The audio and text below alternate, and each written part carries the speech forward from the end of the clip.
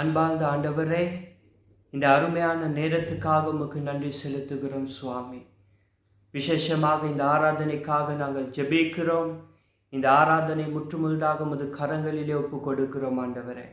ஆண்டவரே, நமஸ்கார நேரத்தை வழிநடத்தும் உமது தாசனை அபிஷேகிங்க ஆண்டவரே. சுவாமி, பரலோக நமஸ்காரத்தை இந்த இடத்திலே ஏறெடுக்குமாறு உமது அபிஷேகத்தை அவருக்குள்ளாக ஊற்ற வேண்டும் என்று ஜெபிக்கிறோம் ஆண்டவரே. ஆண்டவரே, அதே போல உமது வாழ்த்தை கூட உமது கரங்களில் ஒப்பு கொடுக்கிறோம். வாழ்த்தை கொண்டு வரும் தாசனை அபிஷேகிங்க. இன்றைய நாளிலும் கூட உமது பிள்ளைகளுடன் நீர் எதை பேச விரும்புகிறீரோ அதை அவருடைய நாவிலே வைக்க வேண்டும் என்று ஜெபிக்கிறேன் ஆண்டவரே. ஆண்டவரே, அதே போல பல இடங்களிலிருந்து இதை கேட்டுக்கொண்டிருக்கும் பார்த்து கொண்டிருக்கும் அனைவருக்குமாக ஜெபிக்கிறேன் சுவாமி. ஆண்டவரே, நீர் அவர்களை தொட வேண்டும் என்று ஜெபிக்கிறேன். அவர்களுடைய இருதயங்களை தொட வேண்டும் என்று ஜெபிக்கிறேன் ஆண்டவரே. இன்னும் ஒரு நமஸ்கார நேரத்திற்கு இன்னும் ஒரு வார்த்தை கேட்டோம் என்று அல்ல ஆண்டவரே. சுவாமி, இன்றைக்கு அவர்களுடைய வாழ்க்கையிலே ஒரு மாற்றம் ஏற்பட வேண்டும் என்று ஜெபிக்கிறோம் ஆண்டவரே. ஆண்டவரே சுவாமி, பார்ப்பவர்கள் கேட்பவர்கள் யாராயினும் நீர் இன்றைக்கு அவர்களை தொட வேண்டும் என்று ஜெபிக்கிறோம் ஆண்டவரே. ஆண்டவரே சுவாமி, மறுபடியும் இந்த ஆராதனை உமது கரங்களில் ஒப்பு கொடுக்கிறோம் ஆண்டவரே. நாம மகிமைக்காக அனைத்தையும் செய்ய நீர் எங்களுக்கு உதவி செய்யுங்க. உமது ஆண்டவரே அபிஷேகத்தை உமது சமூகத்தை உணர எங்களுக்கு உதவி செய்ய வேண்டும் என்று ஜெபிக்கிறோம். இயேசுவின் நாமத்தினாலே ஜெபம் கேளும் நல்ல பிதாவே, ஆமென். எனில் உண்டான நன்மையாவும் உம்மால் வந்தது, எனில் உண்டான தீமையாவும் என்னால் வந்தது. எனில் உண்டான நன்மையாவும் உம்மால் வந்தது, உம் கிருபையால் வந்தது, உம் கிருபையால் வந்தது. நன்றி இயேசுவே, நன்றி இயேசுவே, நன்றி இயேசுவே, நன்றி இயேசுவே, நன்றி இயேசுவே, நன்றி இயேசுவே, நன்றி இயேசுவே, நன்றி இயேசுவே. எனில் உண்டான நன்மையாவும் உம்மால் வந்தது, எனில் உண்டான தீமையாவும் என்னால் வந்தது. எனில் உண்டான நன்மையாவும் உம்மால் வந்தது, உம் கிருபையால் வந்தது, உம் கிருபையால் வந்தது.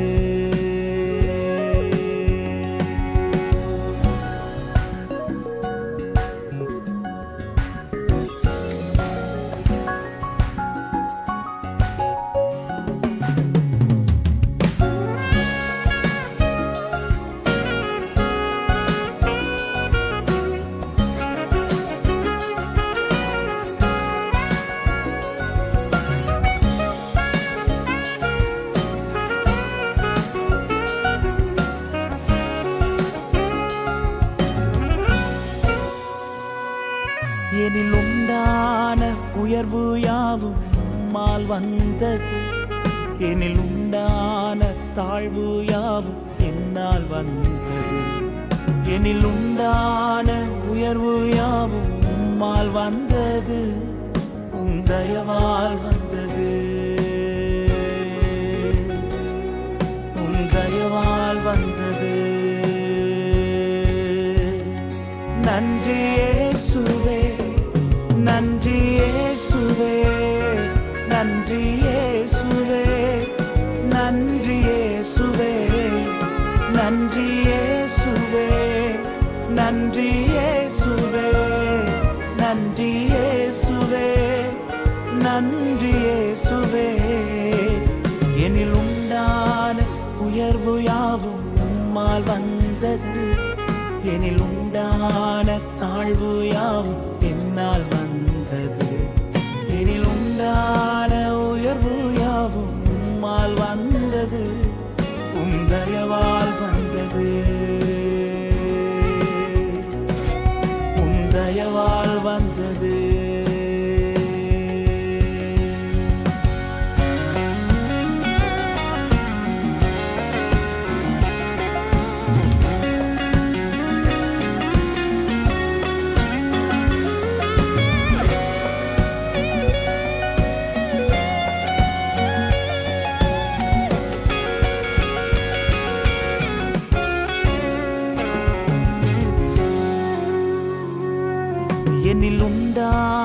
மாற்றம் யாவும் உம்மால் வந்தது.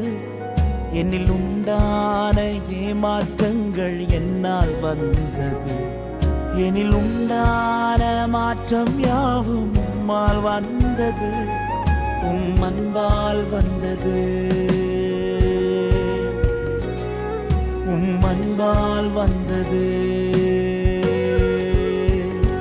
நன்றி இயேசுவே, நன்றி இயேசுவே, நன்றி இயேசுவே, நன்றி இயேசுவே, நன்றி இயேசுவே, நன்றி இயேசுவே, நன்றி இயேசுவே, நன்றி இயேசுவே, நன்றி இயேசுவே, நன்றி இயேசுவே, நன்றி இயேசுவே, நன்றி இயேசுவே, நன்றி இயேசுவே, நன்றி இயேசுவே, நன்றி இயேசுவே, நன்றி இயேசுவே. என்னில் உண்டான மாற்றம் யாவும் உம்மால் வந்தது. என்னில் உண்டான ஏமாற்றங்கள் என்னால் வந்தது. என்னில் உண்டான மாற்றம் யாவும் உம்மால் வந்தது. உம் அன்பால் வந்தது. உம் அன்பால் வந்தது. உம் கிருபையால் வந்தது.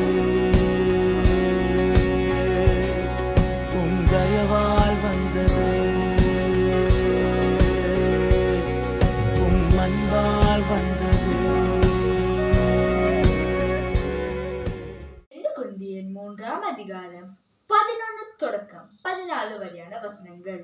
அன்றையும் ஒளிந்து போவதே மகிமை உள்ளதாய் இருந்தானால் நிலைத்திருப்பது அதிக மகிமை உள்ளதாய் இருக்குமே. நாங்கள் இப்படிப்பட்ட நம்பிக்கையை உடையவர்களாதலால் மிகவும் தாராளமாய் பேசுகிறோம். மேலும் ஒளிந்து போவதின் முடிவை இஸ்ரவேல் புத்திரர் நோக்கி பாராதபடிக்கு மோசே தன் முகத்தின் மேல் முக்காடு போட்டுக் கொண்டது போல நாங்கள் போடுகிறது இல்லை. அவர்களுடைய மனது கடினப்பட்டது. இந்நாள் வரைக்கும் பழைய ஏற்பாடு வாசிக்கப்படுகையில் அந்த முக்காடு நீங்களாகாமல் இருக்கின்றது. அது கிறிஸ்துவினாலே நீங்கப்படுகிறது.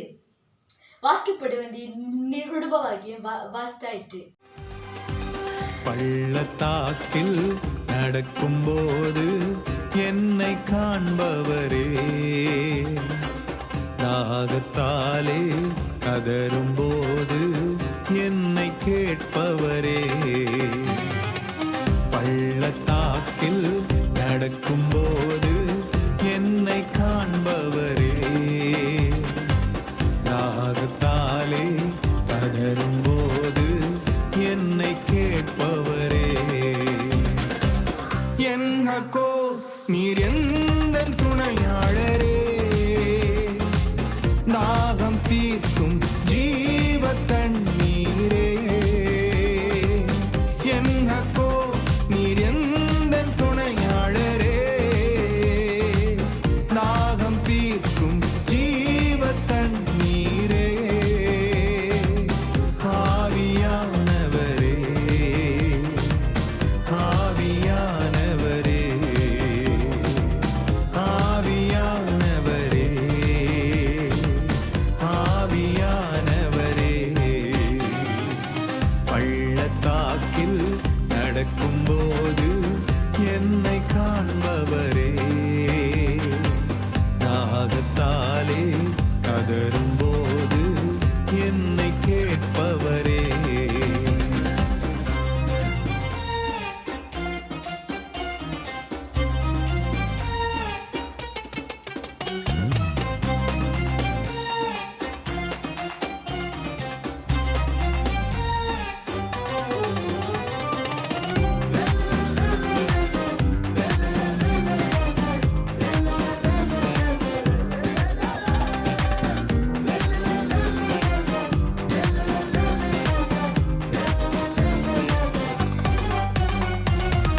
இருள் நிறைந்த பள்ளத்தாக்கில் நடக்க நேர்ந்தாலும் கலங்க மாட்டேன், திகைக்க மாட்டேன், நீர் என்னோடுண்டு.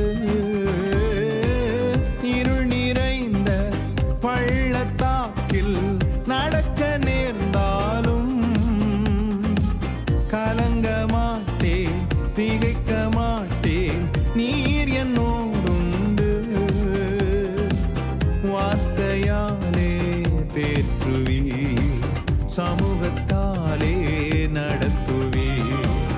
வார்த்தையாலே தேற்றுவி, சமூகத்தாலே நடத்துவி. என் ஹக்கோர் நீர் எந்தன் துணையாளரே, தாகம் தீர்க்கும் ஜீவ தண்ணீரே. என் ஹக்கோர் நீர் எந்தன் துணையாளரே, தாகம் தீர்க்கும் ஜீவ தண்ணீரே. ஆவியானவரே, ஆவியானவரே, ஆவியானவரே, ஆவியானவரே.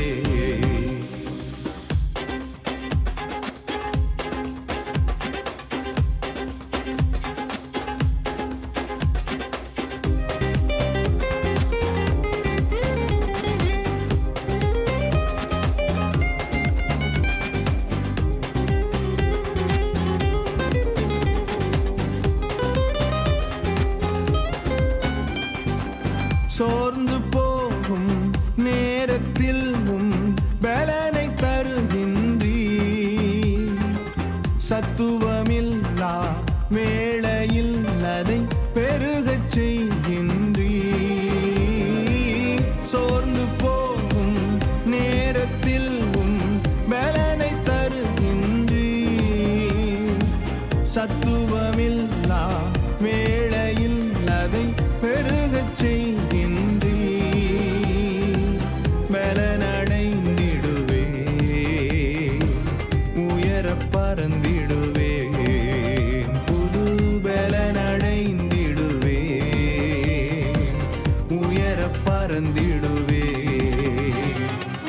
என் ஹக்கோ நீர் எந்தன் துணையாளரே,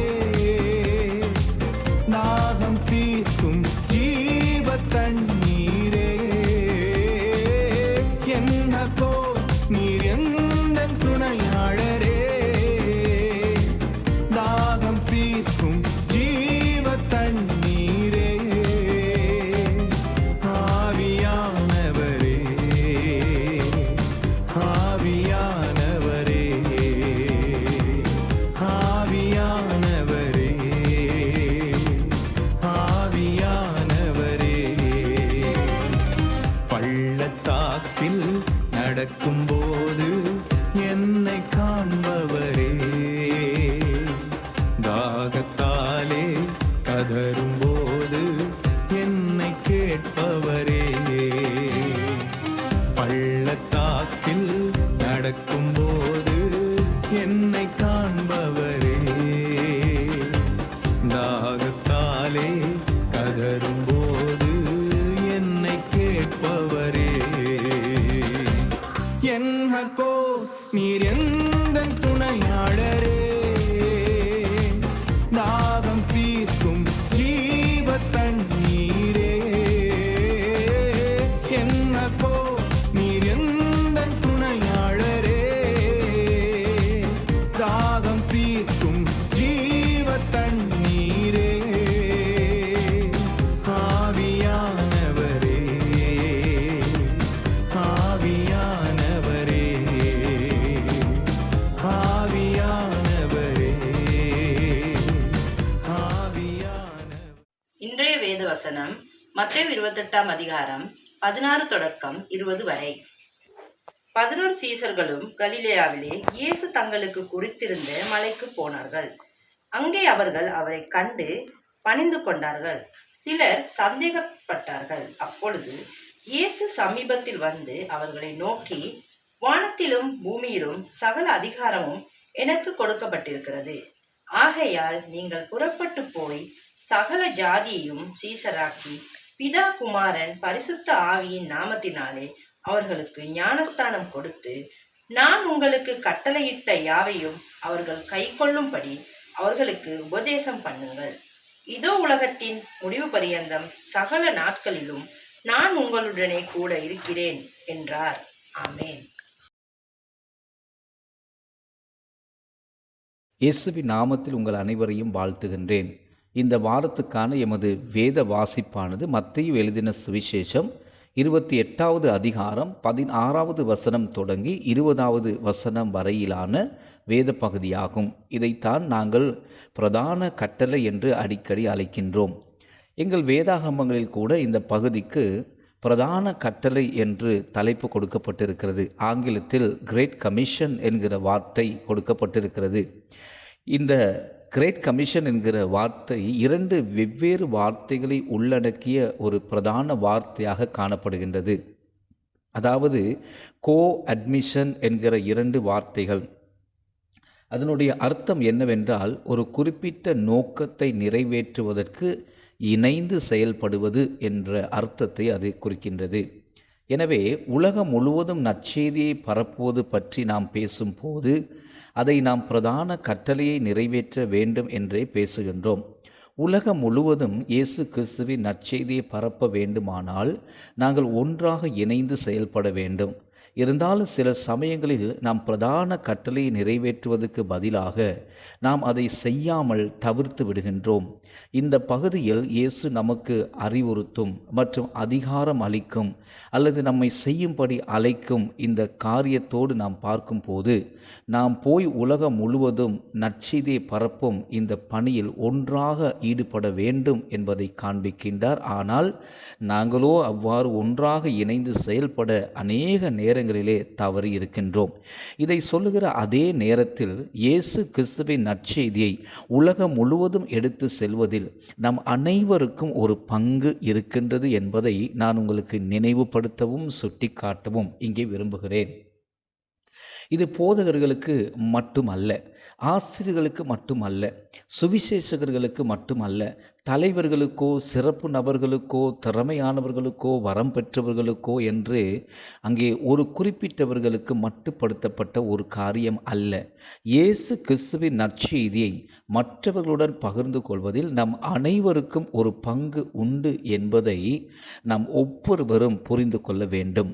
அதை பற்றி சிந்திக்கிற ஒவ்வொரு நேரத்திலே நமக்கு உலகளாவிய ஒரு கண்ணோட்டம் இருக்க வேண்டும் என்பதையும் நான் உங்களுக்கு காண்பிக்க விரும்புகிறேன்.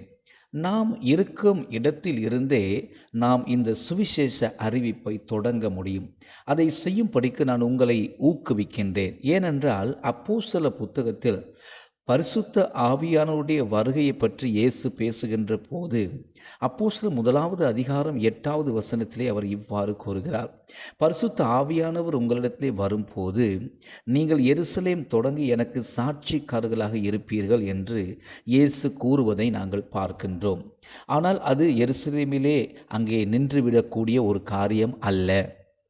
எருசலேமிலே தொடங்கி பின்பு அது யூதேயா வரைக்கும் பரவியது. எருசலேமை சுற்றியுள்ள இந்த யூதேயா பகுதியிலே இந்த வார்த்தை அல்லது சுவிசேஷம் பரவி போனது. பின்பு அதை தாண்டி யூதர்களுக்கு புறம்பான ஒரு கலாச்சாரம் அல்லது யூதர்கள் மிகவும் எதிர்த்த அல்லது அவர்கள் மத்தியிலே புரிந்துணர்வுகள் அற்று காணப்பட்டது. அத்தகைய ஒரு மக்கள் கூட்டம்தான் இந்த சமாரியர்கள். இந்த சமாரியர்கள் மத்திக்கு கூட இந்த சுவிசேஷம் கடந்து போனதை பார்க்கின்றோம். அதன் பின்பதாக இயேசு சொல்லுகிறார், உலகத்தின் முடிவு பரியந்தம் இந்த செய்தி பரவும் என்று இயேசு கூறினார். ஒரு குழுவினருக்கோ அல்லது ஒரு நாட்டுக்கோ மட்டுப்படுத்தப்படாத ஒரு செய்தியை தேவன் நம் இடத்திலே கொடுத்திருக்கின்றார். இந்த செய்தி முழு உலகத்துக்குமான செய்தி. இயேசு இந்த முழு உலகத்தையும் நேசிக்கிறார். ஏனென்றால் தேவன் தம்முடைய ஒரே பேரான குமாரனை விசுவாசிக்கிறவன் எவனோ அவன் கெட்டு போகாமல் நித்திய ஜீவனை அடையும்படியாக அவர் தமது குமாரனை தந்து இவ்வளவாக இந்த உலகத்தை நேசித்தார் என்று வேதம் சொல்கிறது. அவரை விசுவாசிக்கிறவர்கள் யூதராக இருந்தாலும் புறஜாதியாரராக இருந்தாலும் எருசலேமிலோ அல்லது உலகத்தின் கடைசி பாகங்களிலோ அமெரிக்காவோ இலங்கையோ இந்தியாவோ எந்த நாடோ இதை கேட்பவர்கள் யாராக இருந்தாலும் இயேசு கிறிஸ்துவின் நற்செய்தி எல்லா மக்களுக்கும் எல்லா இடங்களிலும் எல்லா நேரங்களிலும் அவசியமான ஒரு செய்தியாக இருக்கின்றது என்பதை நான் கூற விரும்புகிறேன். எனவே இதை பற்றி நாம் சிந்திக்கும் போது நமக்கு ஒரு உலகளாவிய கண்ணோட்டம் இருக்க வேண்டும். இருப்பினும் முதலில் நீங்கள் இருக்கும் இடத்திலிருந்தே இந்த பணியை தொடங்க வேண்டும். உங்களை சுற்றியுள்ள மக்களுடன் தொடங்குங்கள். இயேசு கிறிஸ்துவின் நற்செய்தியை அவர்களோடு கூட பகிர்ந்து கொள்ளுங்கள். அவர் நம் பாவங்களுக்காக சிலுவையில் மரித்தார். ஆனால் 3ஆம் நாளில் மரித்தோரிலிருந்து உயிர்த்தெழுந்தார். தேவன் அவரை மரித்தோரிலிருந்து எழுப்பினார் என்று நம் இருதயத்தில் விசுவாசித்தால், இயேசு நம் பாவங்களுக்காக சிலுவையில் மரித்தார் என்று நாங்கள் நம்பினால், நாம் அவர் மீது நம்பிக்கை வைப்போமானால் நாங்கள் நிச்சயமாகவே இரட்சிக்கப்படுவோம்.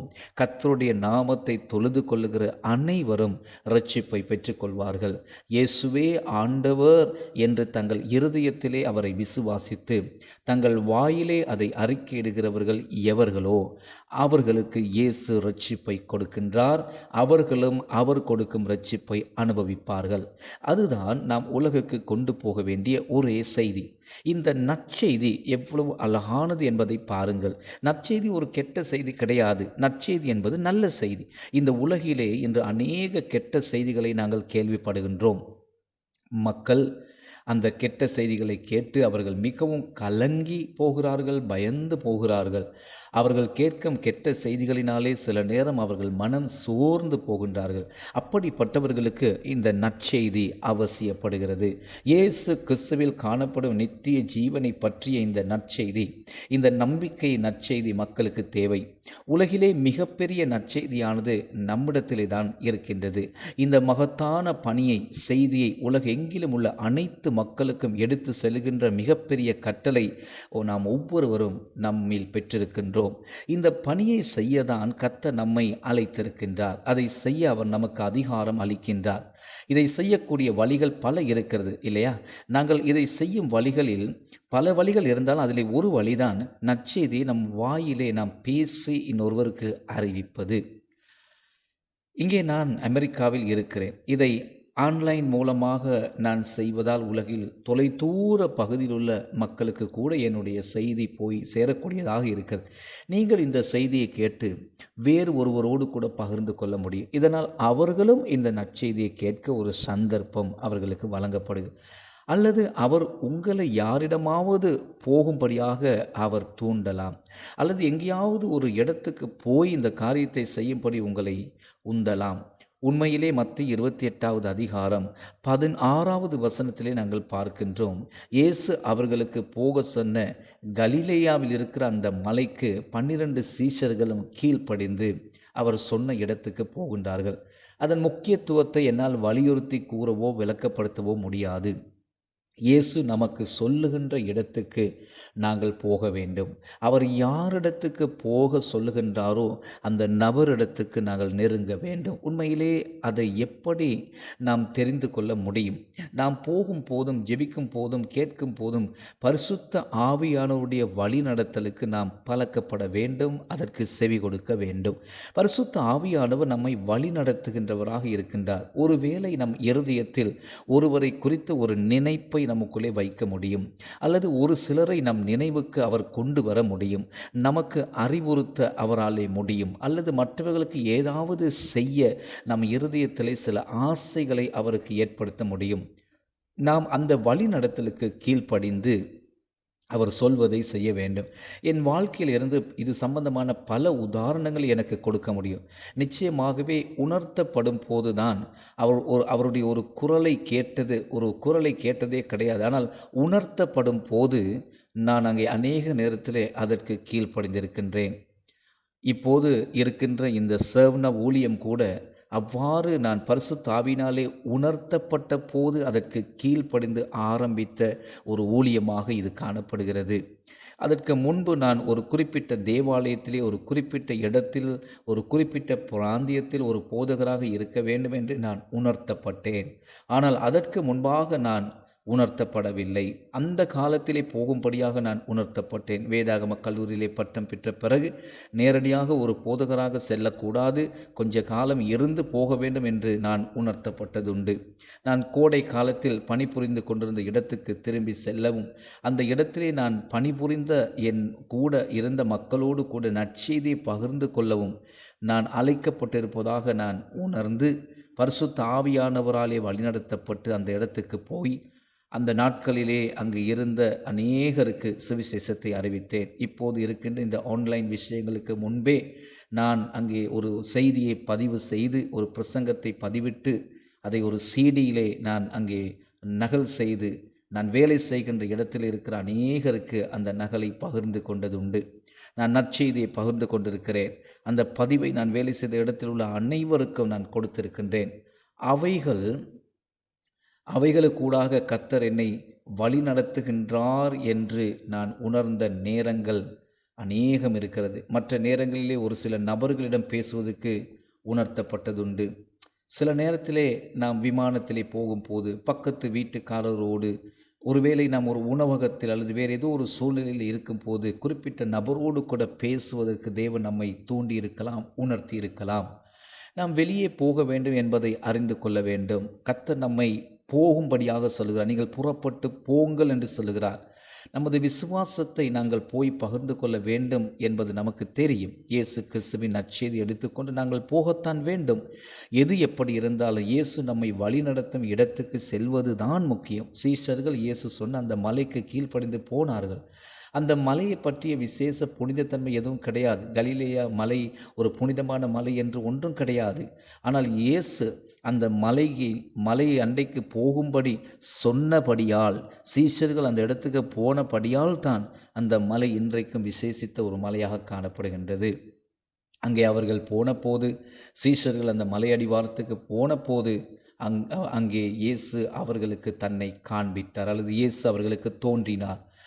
அவர்கள் அவரை கண்ட உடனே, சீஷர்கள் இயேசுவை கண்ட உடனே அவர்கள் அவரை தொழுது கொண்டார்கள். ஆனால் சிலர் சந்தேகித்ததாக கூறப்படுகிறது.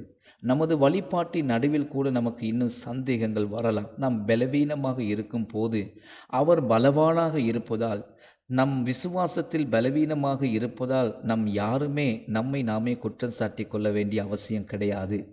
நாம் நம் விசுவாசத்துடன் போராடும் போது கூட, அல்லது சந்தேகங்களோடு கூட நாம் இருக்கும் போது கூட நமக்கு அவரை ஆராதிக்க முடியும் என்பதை நாம் இதற்கூடாக பார்க்கின்றோம். அவர் மிகவும் கிருபையுள்ள தேவனாய் இருக்கிறார். சந்தேகிப்பவர்களுக்கும் அவர் இரக்கமுள்ளவராக இருந்தார். நாமும் அப்படி இரக்கமுள்ளவர்களாக இருக்க வேண்டும். அவர்களும் அவரை வணங்கினார்கள், தொழுது கொண்டார்கள். பின்னர் இயேசு அவர்களிடத்திலே வந்தார். அங்கே வைத்துத்தான் அவர் தன் சீஷர்களுக்கு முதல் தடவையாக இந்த மகா பெரிய கட்டளை அல்லது பிரதான கட்டளையை அவர்களுக்கு வழங்குகின்றார்.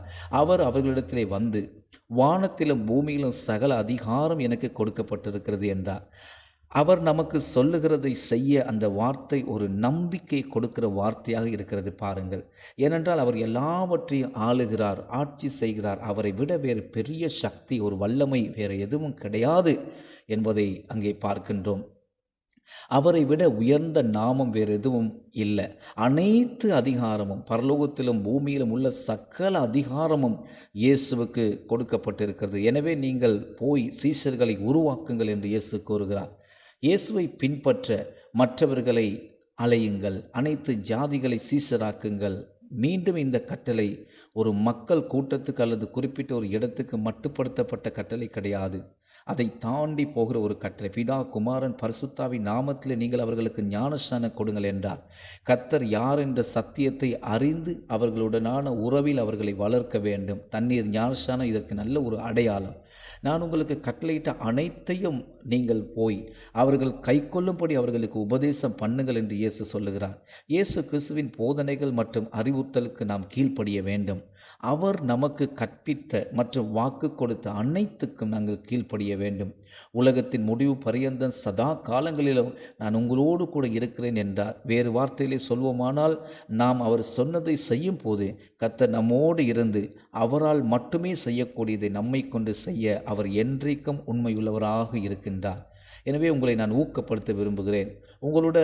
உங்களுக்கு யாருடன் இந்த நற்செய்தியை பகிர்ந்து கொள்ள அங்கே முடியும் பாருங்கள். அந்த நபர் ஒருவேளை உங்கள் நண்பராக இருக்கலாம், குடும்ப உறுப்பினராக இருக்கலாம், ஒருவேளை உங்கள் அயல் வீட்டுக்காரராக இருக்கலாம்.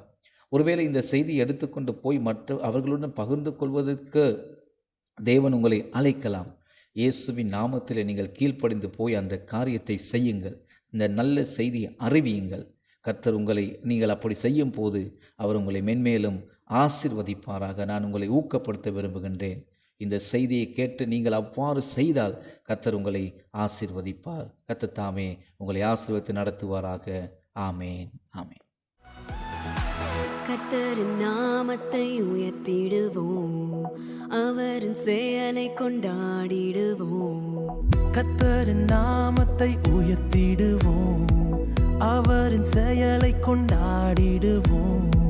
பூமியின் மீதெங்கும் உயர்ந்திடுவோம், கர்த்தரின் நாமத்தில் ஜெயம் எடுப்போம்.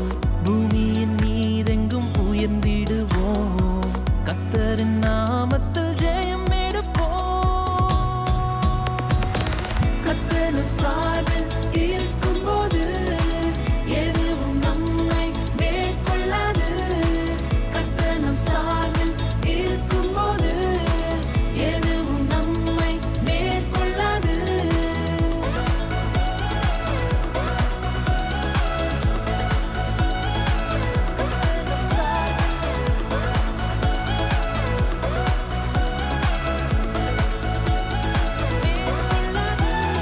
தீயையும் தண்ணீரையும் கடக்க செய்தீர், செழிப்பான இடத்திற்கு கொண்டு வந்தீர். தீயையும் தண்ணீரையும் கடக்க செய்தீர், செழிப்பான இடத்திற்கு கொண்டு வந்தீர். இக்கட்டிலே என் உதடுகள் திறந்து கர்த்தரை நாவினால் புகழ்ந்திடுவேன்.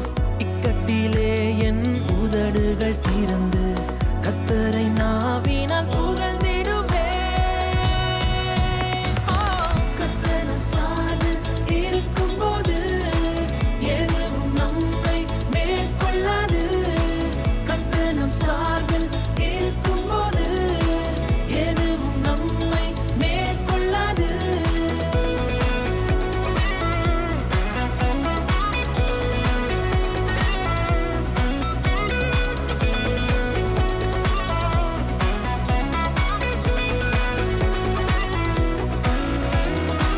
அக்கினி சூளையில் நடந்திட்டாலும் 7 மடங்காய் பெருகினாலும்.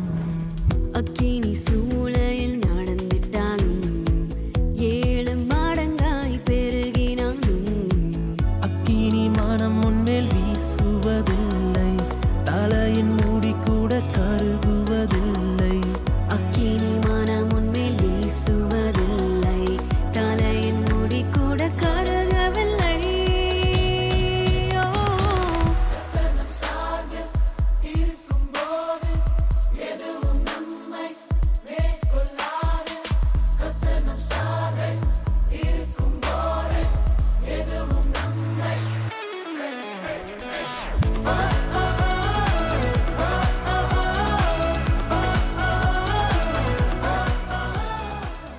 கிருபையும் இரக்கமும் நிறைந்த எங்களுடைய அருமையான தகப்பனே, இந்த அருமையான ஆராதனை வேளைக்காக நாங்கள் உங்களுக்கு நன்றி செலுத்துகிறோம் சார். உங்களை துதிப்பது எங்களுக்கு கிடைத்திருக்கிற ஒரு பெரிய சலாக்கியம் ஆண்டவரே. உங்களை தேவனாக கொண்ட ஜனம் பாக்கியம் உள்ளது ஆண்டவரே. எங்களுக்கு தந்த இந்த சலாக்கியத்துக்காக உங்களுக்கு நன்றி செலுத்துகிறோம் சார்.